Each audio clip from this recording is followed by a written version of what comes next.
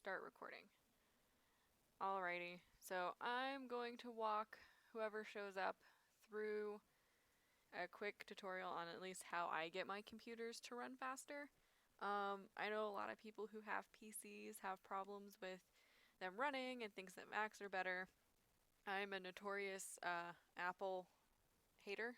Um, and that, not that they're not good, but I think that you can get equivalent hardware for cheaper through PC and have access to more software like Paint Tool SCI than people with Macs. And Macs are really deceiving. So let me go ahead and show you really quick just kind of how deceiving it is in a new window really quick. So if I go to MacBook Pro, and let's just do a quick laptop comparison since most people have laptops.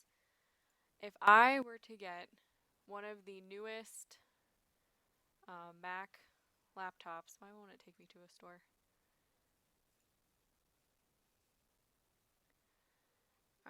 We don't want a 13-inch. Let's look at a 15-inch. All right. So here we have a AMD Radeon R9 video card. So it's not even Apple video card, it's AMD. And you can buy AMD video cards just about anywhere. It has DDR5 memory, which is awesome. It's fast. It's the new stuff.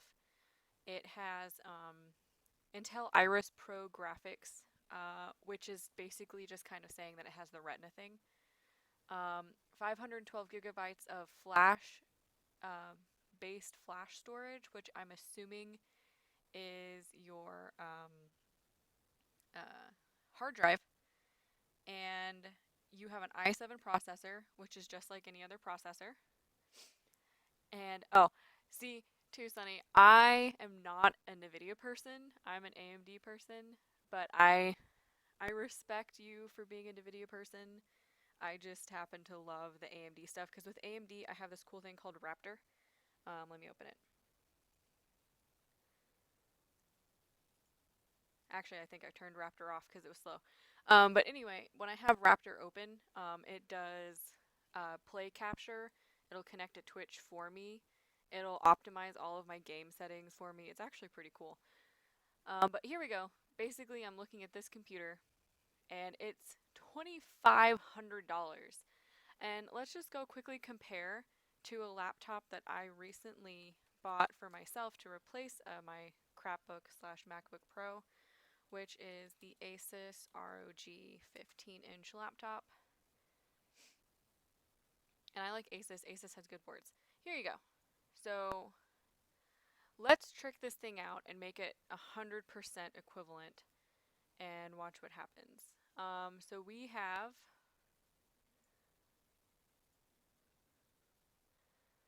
actually Asus ROG.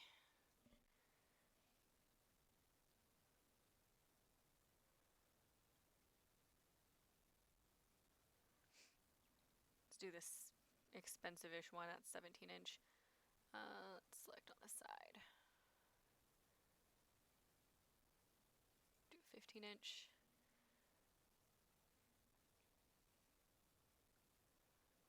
Alright, so look at these prices. They're already like half of the cost. And then if you get the one that I got, which has the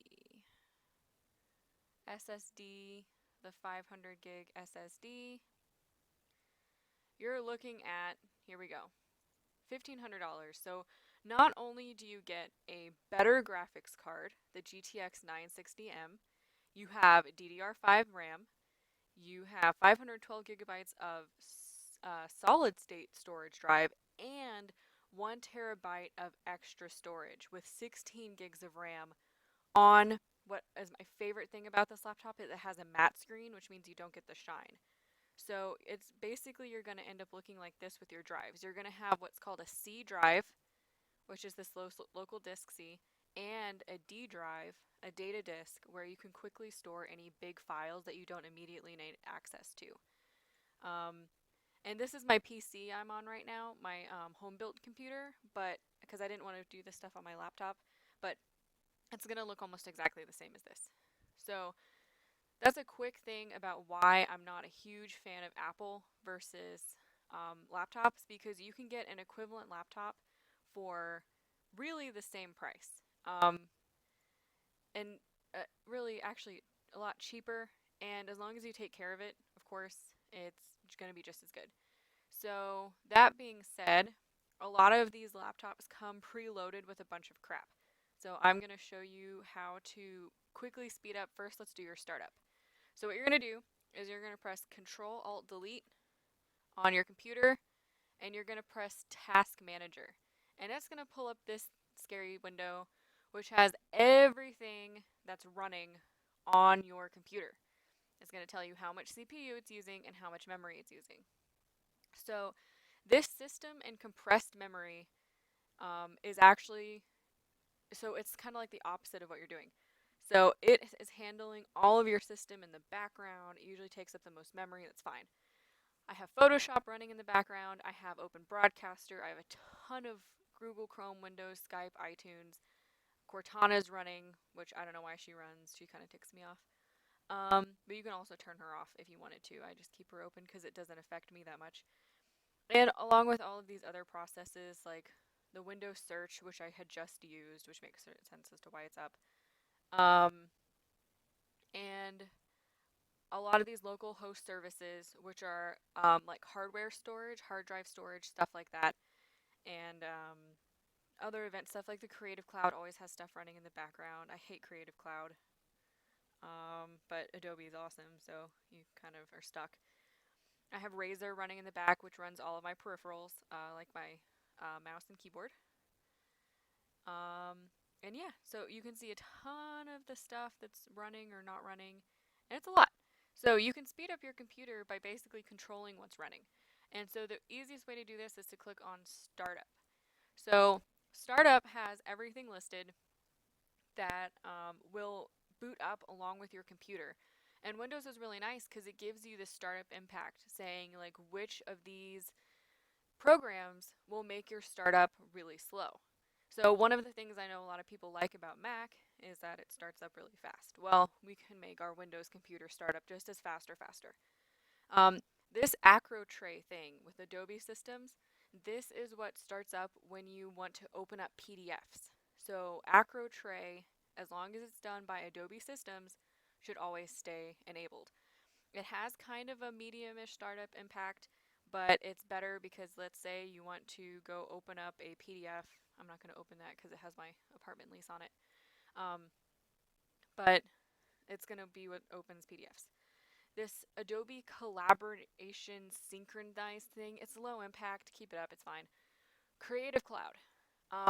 This is one of those where if you are using your computer to go to class or to take notes or go to a meeting, then what you want to do is you want to disable Creative Cloud, because then you can just open Creative Cloud manually when you need it and it won't affect your startup speed.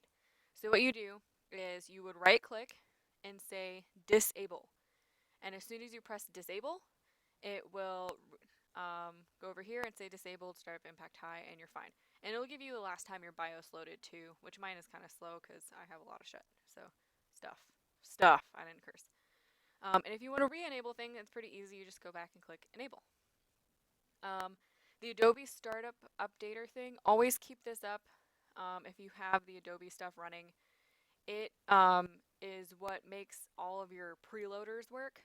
So you sacrifice some BIOS time for a quick startup time when you load Photoshop. So I don't know if you guys have had old versions of Photoshop where it started up really slow. Well, this helps you preload stuff so it's a little faster. So if you want to see my startup time for Photoshop, this will be it.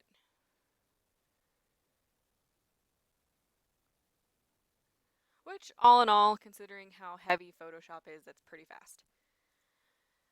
This Bluetooth, if you don't use Bluetooth communication, I do, go ahead and disable it. I use Bluetooth to connect to my phone, so that's why it's up for me, but you can disable it. Anything from Intel has to do with your hard drive storage manager and your processor. So you're going to want to keep that enabled too. Any extras like Discord, Google Chrome, um, iTunes Helper, you actually have to keep enabled. Apple's kind of a pain like that, where it actually won't start iTunes unless you have this open from the beginning. So I actually got really mad at Apple one time and I disabled it, tried to click on iTunes and it didn't open, so keep that one. Um, Microsoft OneDrive is really heavy. I have it enabled because it doesn't affect my computer that much because my computer's pretty fast. But again, that's something you can disable. So you can disable this. I have Discord, you can disable this. I have Plays.tv video recorder by Raptor disabled. This is what will record stuff when I'm gaming. And it's actually kind of a high impact when you start it up. So I have it disabled. Any graphics card, so I have an AMD Radeon card, so I keep mine enabled. So if you have anything that says NVIDIA, you want to keep that. But this Raptor desktop app that helps with the Radeon stuff, I have it disabled because it was actually kind of a high impact. Razer, I have to have enabled because again, my peripherals are Razer, but you could disable that. Send to OneNote tool has to do with my phone because it'll connect, so I keep that for me. But you can see I disabled Skype for Business and I disabled Steam. So just because you disable your Steam bootstrapper does not mean that Steam won't load. So if I go here to Steam and I double click it, it will still open even with this startup bootstrapper being disabled. See, goes ahead and logs me in. So once you do that, you can go ahead and close that out. These are all the services that are running. And the next thing that I would do is I would go through and delete unnecessary programs. So what you're going to do is you're going to go to your control panel. If you don't know how to get to your control panel from Windows 10, what you're going to do is you're going to go to your settings and you're going to say find a setting. You're going to type in control panel up here and it's going to give you the link to it. So go ahead and click on control panel and we're going to go to our programs and features. So this is the most telling part because you'll see all the crap that you manage to download, whether you know it or not, from the internet. So start from the top. If it says Adobe, you're probably going to need it if you have Photoshop installed. If it says AMD, Apple, anything else, you're going to want to keep it if you have iTunes running. If you don't have any Apple stuff like iTunes, then delete it because you don't have any Apple stuff. Bonjour is what Apple uses to download stuff, so go ahead and keep that. This Broadcom network adapter is what I use for my wireless, so I keep this up. So if you have stuff like this Citrix online launcher, let's say I didn't know what that was and I wanted to know whether or not it would affect me. I would come here and I would say, all right, well, let's see what this Citrix online launcher is. Alright, so steps for installing Windows. Let's see. Should I remove it? So this is a great website, www.shouldIremove.it.com. So this is for GoToMeeting. Check it out. Citrix Online Launcher is for Join Me. So because I often use Join Me's, that's what it's for. If you don't use Join Me, you can go ahead and delete it. There's also Microsoft, so every time you have a game, it will install the C++ version or the .NET framework that you need for that game. So if for whatever reason you have a game and you don't need the 2005 version of it, I play old games, then you can get rid of this. Open Broadcaster is what I'm using right now. Psy, of course I use. Plays TV and Raptor again are these optional ones, so you could get rid of them if you wanted to. And I have Topaz. And like this Vulkan runtime library, I haven't checked on this computer in a while, so let's go look it up and see what it is. So let's go to make a new internet window and say Vulkan runtime libraries. Then what is it? Vulkan is a graphics API like Open or DirectX. Not suspicious. So there we go. We have that answer. and then that's my Bluetooth software. So really, the only things that should be on your programs and features are going to be things that you actually use all the time. Everything else should be gone. Um, you'll see games on here. So I currently only have Guild Wars installed, and Guild Wars doesn't actually show up on here because it just has a little launcher because it's a MMO. But this is how another way that you would help your computer. So what you do is after you do this, you do a restart, and after you restart it, then you're going to notice kind of a big difference in how your computer runs. And you can play with this too. Like, let's say that your Photoshop is running kind of slow and you want it to run faster. So, what you can do is you can disable a ton of stuff that you know is somewhat necessary. Like, let's go back to our task manager after Control Alt Delete. Go to startup. Let's just say that sometimes you don't listen to iTunes while you're doing art, but you really want to have Photoshop run faster. You can temporarily disable, iTunes, Chrome, any other thing that you have running in the background that you don't need while you're doing Photoshop. Then you can enable them, restart, and then they'll start up just fine. Another thing that I noticed that a lot of computers make run slow are unnecessary antivirus software. So the only virus software that I use, mainly because my computer has a firewall, is Windows Defender, which comes standard. So if you go to here and go to your settings again, you can type in Windows Defender. Open it up. This is probably your best and most up-to-date antivirus, anything, and it comes free with Windows. So when people, I know, like my laptop came preloaded with McAfee, right? So I hate McAfee because it's really heavy. So let's go to McAfee antivirus. Um, it is expensive, and it is, well, there's a free version which is really useless. It's very heavy, but McAfee RAM usage. High memory usage of McAfee. So a lot of times it uses a lot of RAM in the background and a lot of processing power. So if you're running Photoshop, then most of your hardware is going to these antivirus softwares. So if you want to uninstall an antivirus software, what you do is you go back to your settings, type in control panel again. You're going to go to your control panel. You're going to go to your programs and features, and you're going to find whichever one it is and go ahead and uninstall it. And to uninstall it, you will just right click and press uninstall, and it'll go through the uninstaller. And of course, every time you uninstall something, you will have to restart your computer.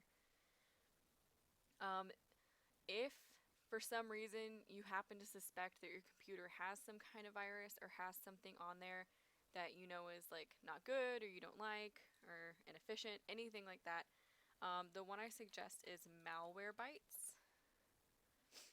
So Malwarebytes is free. You can buy it if you want to. It used to be really free. And what you can do is you can use it to find the bug, delete the bug, and then uninstall Malwarebytes because you don't need it running all the time. Or, better yet, let's say you want to keep it on your computer, you've bought it, then all you have to do is go back to your Control Alt Delete, go to your task manager, go to your startup, and you'll see Malwarebytes in here somewhere. Then just click disable Malwarebytes on startup, and you won't have it affecting you as you're running. If you really want to get into this and say, you know what, this didn't make a big enough impact for me, I want to do more to speed up my computer, you can organize this by your slowest component. So for me, if I'm looking at my, where's the performance? I have a 3.3 or 3.8 gigahertz CPU. So I am not going to ever max out my CPU usage unless I'm running like 5 games at the same time. I do, however, only have 16 gigs of RAM, and RAM hogs are going to be things like Photoshop and the internet, any internet windows. So since I usually have 15 browsers open, that would be an issue. And also any recording software. So my gigs are being used because of recording software. You also want to see where it says this hardware reserved right here. A lot of times there's a bug under hardware reserved, where your Windows will take up more than it's supposed to. And if this is above any sort of megabytes, like 100 to 300, then what you're going to have to do is go to your, just Google and say, Windows has too much hardware reserved RAM, and it'll go through a step-by-step on how to fix it. But since my memory is going to be my slowest component, what you do is I would go through and organize by memory, which one's using the most.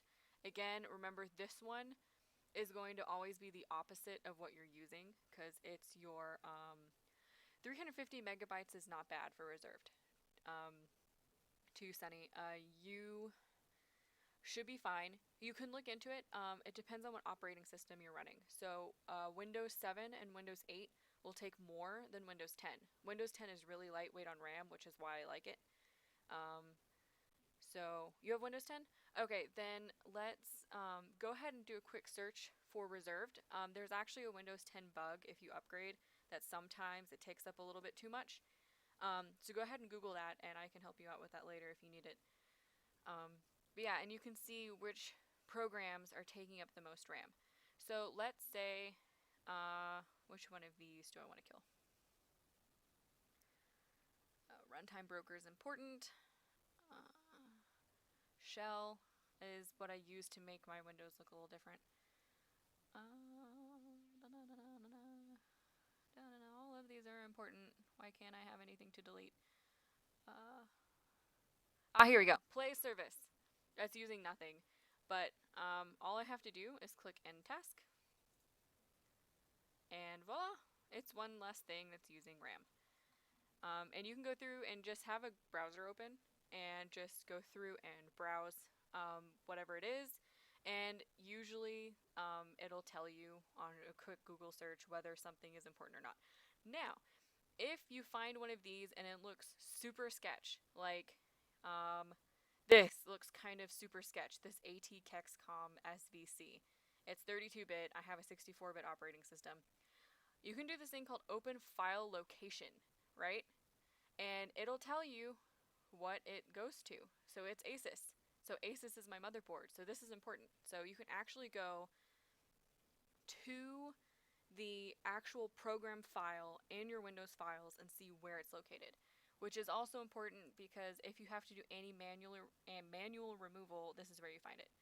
So a lot of times any viruses will appear in this program files as some little super sketch name like Liwo. If I didn't know what it was, I would think it was Super Sketch, but it's a Blu-ray player that I downloaded for free. So that's how you would do that.